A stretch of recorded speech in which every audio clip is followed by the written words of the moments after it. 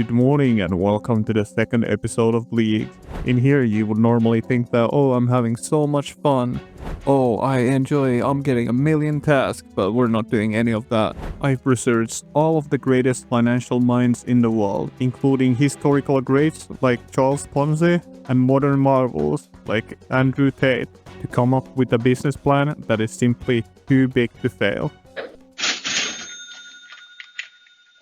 The first thing I did after I got out of the mines was help a boy get his ball back. How is that gonna make me any money? And now I've learned the financial lesson number 1. Don't be nice to little kids. The only time you should be nice to anyone is when they're gonna pay you a lot of money or they're bribing you. So learning from my mistakes, I decided another venture is in order. So I joined up with the Scarlet Thieves, red hair, makes sense, right? And we decided to rob a museum. They've been planning for this robbery for ages, and I just show up at the last minute to help them out. And this is just like any other RuneScape quest where these people do absolutely nothing and I have to do everything. The objective is simple. We need to get to the basement of the museum. And to do this, we need to create a distraction. And there's a drunken dwarf right upstairs. So if we just give him more drinks, he will get really drunk and get every guard up there. It's just like a real life charity event where people get really drunk and then every guard has to show up to stop them. Or get really drunk and call someone a cock and get slapped. Oh, wow! Wow! Will Smith just smacked the shit But out this of him. museum is extremely smart that they added a single drink limit to every customer. Wait, how did they get any attendees? So we just have to convince these people to trade their only drink of the night. And well, this was going extremely well actually, because we just gave some cheese to a dragon, pickpocketed a guy, and then had a dance battle bidding our tickets. And really?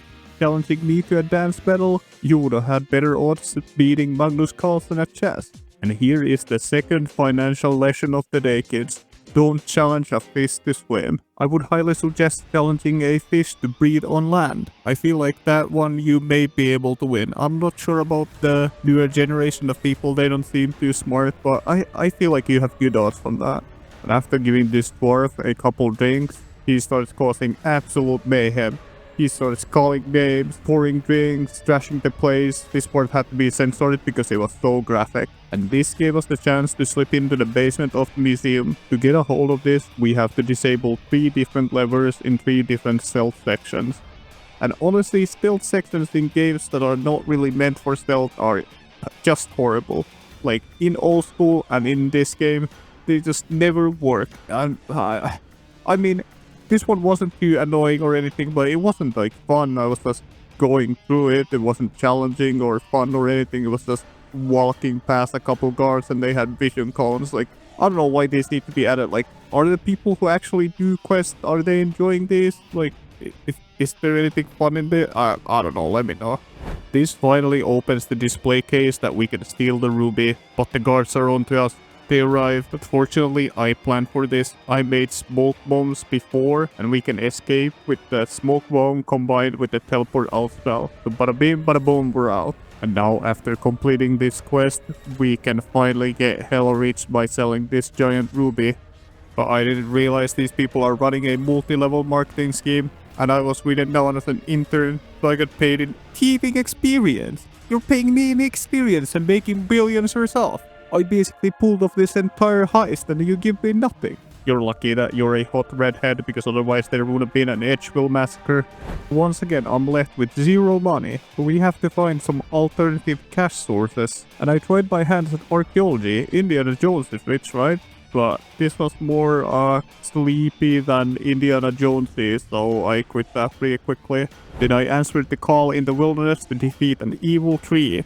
And how evil could a tree possibly be? Well, actually really evil, because this is kind of a daily, hourly event that happens every hour, and there's a special event every 6 hours, and these absolutely suck. Like, they give so good rewards and they just stop you from doing what you're doing. And RuneScape is filled with these dailies, weeklies, monthlies, hourlies, all of these absolutely horrible. This is the worst part of the game to me. I hate all of these, and if these were all removed in a single crossing, I wouldn't bet an eye. Like, these just make progression feel so bad in the game because you constantly have to stop what you're doing if you want to be efficient. You go and do something completely different. This just breaks the flow of gameplay so hard for me. And every day you wake up, you just see a laundry list of shit to do. They're just so annoying. I hate these. Please remove them, Jagex. All of them. Just get rid of them. After this Evil 3, we obviously went and did another weekly. Yay! It was so much fun. And can you guess what I did after that? Can you have a guess? We did another daily. But these connection caches are actually pretty funny in the lake because there's so many people in them. And you just don't have the time to take the robot that you normally would take. That will give you the highest XP. So I was just running these energies around and getting like 40 points or whatever. But it's still the best divination trading method, so I guess it was worth it. But like, it's kind of crazy how many people were in this.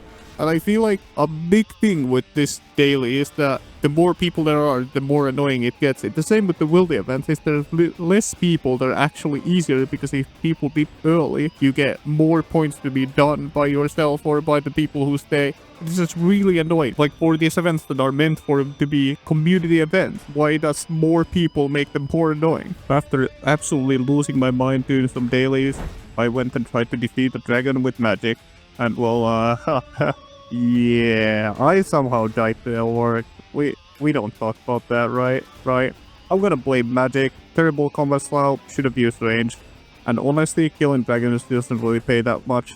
You need to be on top of the chain of production, not the one doing the actual work. You need to be commanding multiple people to do the work to actually make profit. Fortunately, all of my efforts weren't in vain, and we managed to get to tier 4 relic. And in here we picked production master, because now we can command the entire chain of production. And while I was on my way to start my next business endeavor, I ran to a rich looking dwarf that could possibly pay me if I help him reach a girl. You know me, I'm the reach master, so this should be easy. And this guy is so nervous that he can't really go and speak to her like a normal person would. He has to write a poem, and he isn't even the one writing the poem, we are.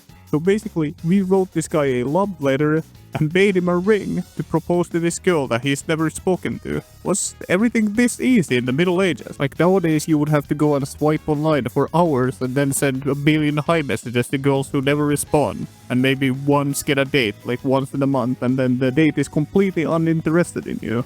Or is that just me? Anyways, this dwarf is willing to pay us millions to get this letter to the girl and help him propose. So what kind of a baddie could cause this kind of reaction and this kind of spending? Oh, I get it. She's a hot red. I don't think I can help you with this one. What if I say it's from me?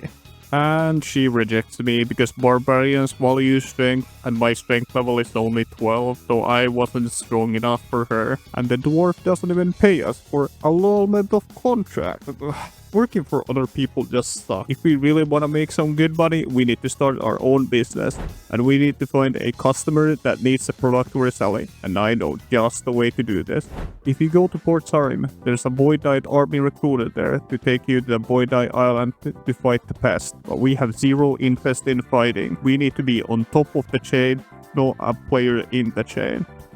Yes, did you guys hear? Range is the best relic. Pick range. You're gonna need a lot of rune arrows though. And you know, just the place to get rune arrows. The general store here, they sell rune arrows. Yeah, everyone, get range. And now after using my platform as a celebrity, I have now gained massive customer base to the general store for rune arrows they don't have. But you know who picked production master and who can make a lot of rune arrows really fast? So we went to Lumbridge to get some feathers, and we went to the raging guild to get some arrow shaft.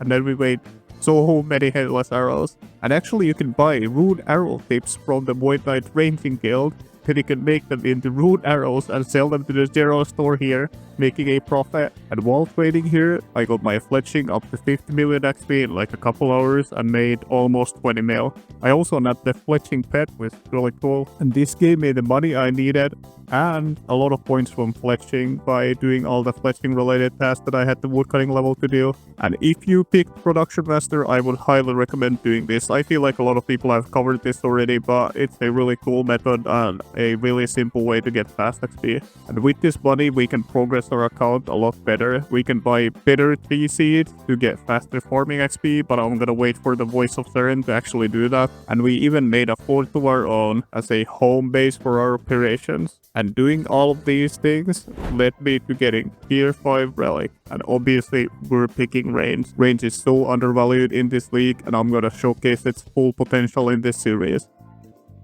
Hey, if you got this far, can you help me out and click the like button? Thanks. See you next time.